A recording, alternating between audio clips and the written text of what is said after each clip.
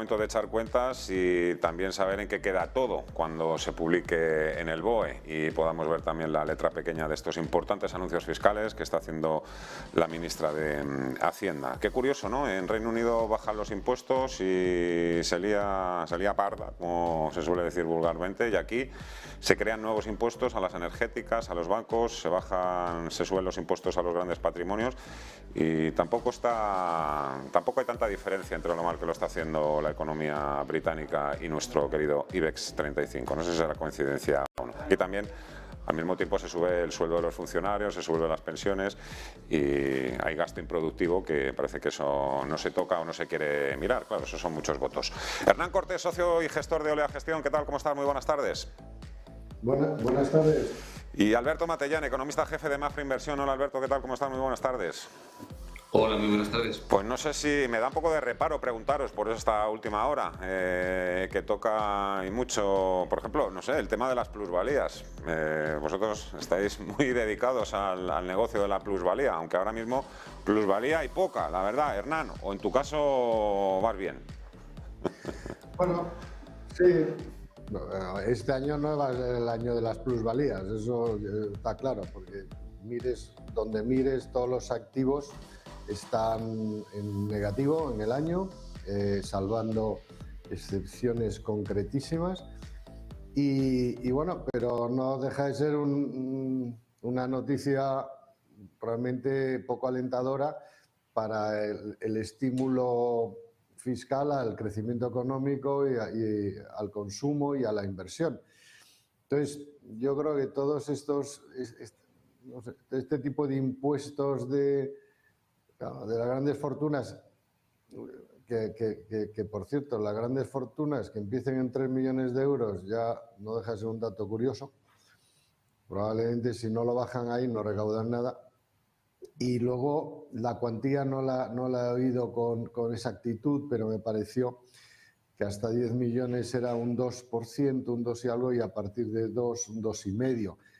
Claro, es que los tipos de interés, ahora que han subido, pues están por ahí. Entonces, bueno, pues le vas a aplicar un impuesto a alguien que ya ha pagado impuestos previamente para tener ese patrimonio, le vuelves a cobrar un impuesto que iguala, en este caso, pues el rendimiento que podría sacarle a sus inversiones. Entonces, bueno, me parece poco alentador para el crecimiento y poco justo desde un punto de vista fiscal. Pero bueno, no sé. Ese sonido de teléfono... El modelo inglés, la verdad. Hablar contigo.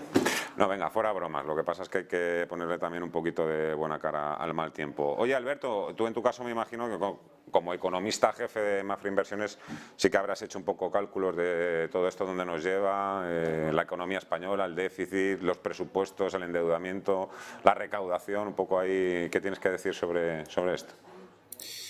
Bueno, en líneas generales no puedo estar más de acuerdo con Hernán, ¿no? Al final, un tema como este, aparte de que no está casi nada concretado, disculpadme que tengo un problema con el teléfono aquí, a ver si me lo paran. Decía que en esta cuestión, en un momento como el actual, no es el momento de los impuestos, es un momento de estimular la economía. Alberto, discúlpame, perdóname que te interrumpa. ¿Es uno de los dos al que le está sonando el teléfono, puede ser? ¿No? Es a mí, disculpadme porque es a mí. Pues venga, descuelga, diles que llamen luego, que ahora no puedes. Y por favor, continúa, que te estábamos escuchando atentamente. Sí, discúlpame, el teléfono era inesperado. Decía que no, que en este contexto económico pues parece poco recomendable subir impuestos o inventarse impuestos nuevos, salvo que sean cuestiones muy concretas y muy definidas, ¿no? Y en este caso lo que hay es un impuesto y un conjunto de medidas que están muy poco definidas y, como decía Hernán, en algunos casos de forma bastante arbitraria. Entonces, a priori, no parece lo más recomendable. Y de hecho, lo que estamos viendo es cómo otras economías están intentando estimular el funcionamiento de la misma con políticas fiscales. Cuando tenemos ahora mismo una política fiscal, una política monetaria tremendamente restrictiva, lo normal sería establecer un cierto estímulo con la política fiscal, lo cual no quiere decir que los déficits se vayan, pero sí utilizar la política fiscal y la política de oferta para que la economía de algún modo compense el problema de la política monetaria. Es cierto, y en este sentido de que hay que defender también el otro lado, que hay que controlar los déficits, pero los déficits es mucho más sano controlarlos por la vía del ingreso, es decir, por la vía de la estimulación de la actividad económica para que haya más ingresos y no incrementando impuestos que al final van a limitar más esa actividad. Precisamente de la política monetaria, que es uno de los grandes asuntos del momento, sobre todo enfocado a lo que ha sucedido recientemente en Reino Unido, ayer con esa intervención del Banco de Inglaterra. ¿Por qué este cambio de postura tan repentino, en tu opinión, Hernán? Empezar a comprar otra vez bonos.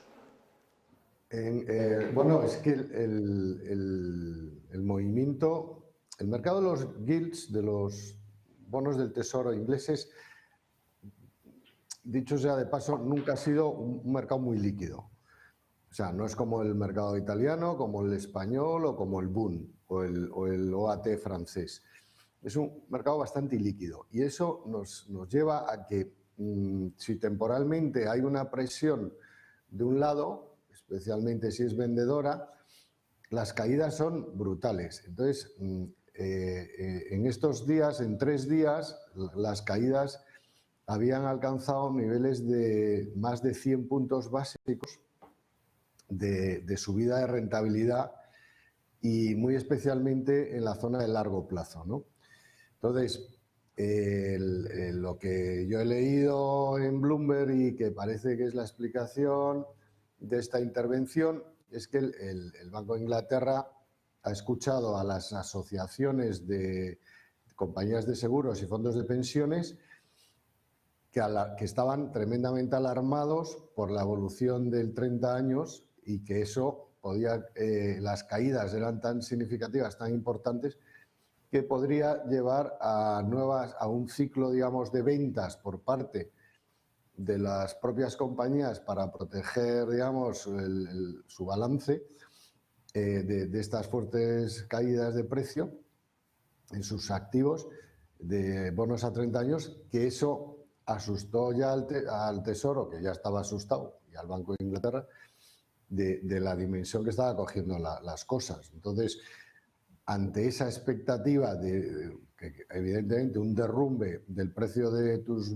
bonos, de los bonos de gobierno de tu país, desestabiliza claramente el sistema financiero y se produce inmediatamente una contracción del crédito, ya que los bancos ya no se fían ni del precio de los bonos, ¿no?, del gobierno. Entonces, la actuación fue inmediata y ello conllevó a una bajada récord de rentabilidades ayer, ¿no? Que no compensó al 100%, pero sí en buena parte lo que había subido en los días anteriores. Yo creo que ahora ya el mercado se ha estabilizado, hoy están repuntando un poco las rentabilidades, pero el 30 años he visto que continúa estable a niveles ligeramente por debajo del 4%, ¿no? Entonces, bueno, yo creo que es una medida saludable desde el punto de vista de estabilidad monetaria. Probablemente con que el Banco de Inglaterra haya dicho que ellos van a comprar todos los bonos que haga falta, pues seguramente no hará falta que compre casi ninguno, porque ya el mercado, sabiendo que está ahí el Banco de Inglaterra, pues las ventas se pararán. Enseguida le voy a preguntar también a Alberto Matellán por esta cuestión, el Banco de Inglaterra. Estás ya con nosotros, ¿no, Alberto? Enseguida, Sí. decía que enseguida te voy a preguntar por todo este asunto del Banco de Inglaterra, el riesgo de colapso financiero, no sé, que se pueda extender también hacia otros países, incluso que algunos bancos centrales también puedan empezar a planear también algo parecido si las cosas no van demasiado bien dentro de un tiempo, pero tenemos ahí esa última hora. No sé si vosotros lo podéis ver en pantalla. El Gobierno, bueno, esto es el anuncio fiscal que acaba de hacer la ministra de Hacienda, pero al parecer, según ha informado la televisión, la CNN norteamericana, han sido vistos varios submarinos rusos cerca en las aguas próximas a donde se han producido pues bueno, estos presuntos sabotajes en el gasoducto Nord Stream. Lo digo porque todo se puede ir liando, porque la OTAN también ha dicho que si se demuestra que Rusia está detrás de estos sabotajes, pues habrá una respuesta. No sabemos si se refiere a una respuesta militar, pero bueno, parece otra vez volvemos a tener mucho miedo en el cuerpo por esta cuestión, Alberto. Sí, efectivamente. Es decir, aparte del propio miedo que nos pueda dar la tensión bélica, en términos económicos es un gran problema por muchas razones, ¿no? La primera razón y la más obvia quizá es la parte energética.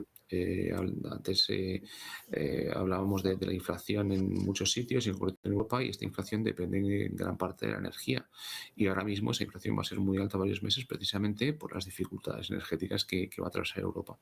Esto por un lado, pero es que además una de las cuestiones que quizá menos medibles resultan, pero son muy importantes, es que cuando hay incertidumbre, cuando hay tensión, y especialmente si la misma es geopolítica, se dilatan en el tiempo las decisiones de inversión y también las de consumo, pero mucho más las de inversión, ¿no? Y esto a la postre lo que nos hace es revisar a la baja los crecimientos. Tenemos, por ejemplo, hace unos días publicó su revisión de crecimiento la OCDE, una revisión especial, y sacaba cosas como que el crecimiento de 2003 en Alemania va a ser creo que era el menos 0,7, hablo de memoria, una cifra tremendamente negativa. Y se debe precisamente a eso, ¿no? Se debe a las incertidumbres que nos generan este tipo de cosas. Entonces, la noticia de estos submarinos, pues lo que hace es echar más leña al fuego. A veces es bastante común que este tipo de tensiones acaben diluyéndose, como por ejemplo si recordamos cuando estalló la guerra de Ucrania, hubo mucho ruido en el comienzo y luego, a pesar de la tragedia humana que supone, los mercados poco a poco la fueron olvidando para dedicarse a otro tipo de cosas. Esto es bastante habitual y es muy probable que en este caso ocurra lo mismo, pero mientras que siga la tensión, de cuando en cuando vendrán sustos como este.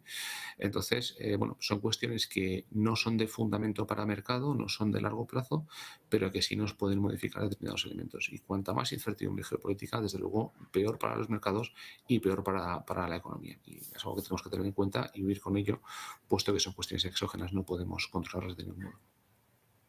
Presenciando esos riesgos geopolíticos cada vez de mayor alcance. Hernán, vamos a ver, ¿no? En qué desemboca todo el tema de Nord Stream. Alemania también cree que ya no se va a volver a reanudar nunca más el flujo de gas desde Rusia hacia Europa. Ahora, en cuanto interviene la OTAN, empezamos a hablar de submarinos, el otro que sí tengo el uranio, tengo el botón.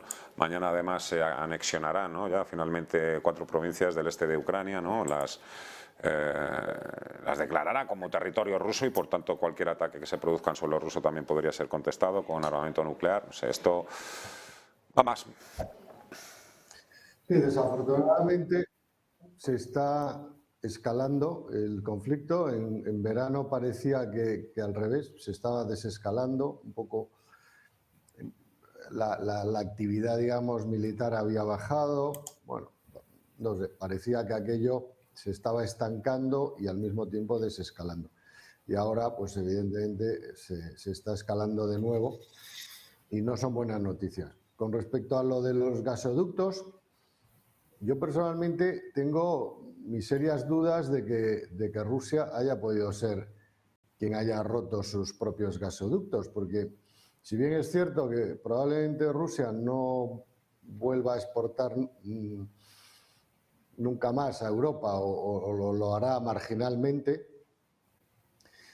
en cuyo caso esos gasoductos pues van a ser o no utilizados o infrautilizados, lo que sí veo es que el único beneficio, o sea, desde el punto de vista de Rusia, romperlos es que no tiene ningún sentido, porque dices, oye, ¿y si dentro de 5 años resulta que por las razones que sean vuelvo a exportar? Pues mejor tenerlos, porque ya la infraestructura ya la he acometido, el gasto, ¿no? En cambio, el único partícipe que se ve favorecido de la interrupción de los gasoductos del Mar del Norte es Ucrania. Porque si alguna vez se reanuda el flujo de gas hacia Europa desde Rusia, al estar inutilizados los dos gasoductos del Mar del Norte, el único camino para exportar gas desde Rusia hacia Europa va a ser Ucrania. Y bueno, y Turquía también tiene otros dos gasoductos.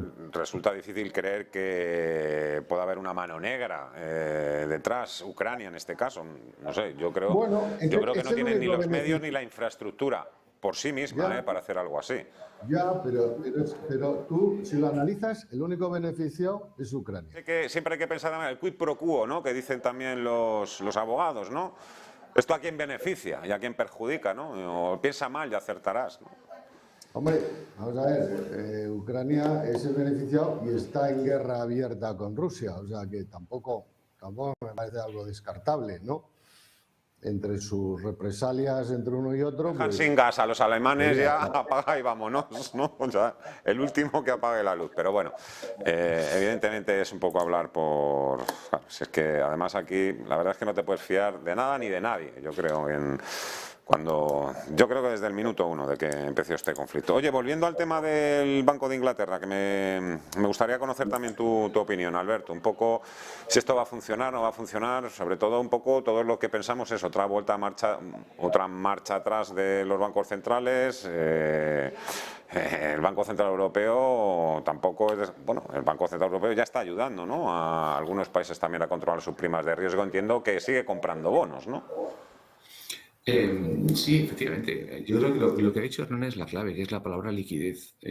Piensa que una de las cuestiones clave del mercado y que también se analiza bastante poco es que desde hace bastantes meses estamos viviendo una restricción de liquidez bastante intensa. Es decir, si tú analizas conjuntamente los balances de los principales bancos centrales, se está retirando liquidez en grandes cantidades del mercado. Igual que durante la pandemia estábamos acostumbrados a que cada semana nos regalasen, entre comillas, 100.000 millones de dólares más o menos en media.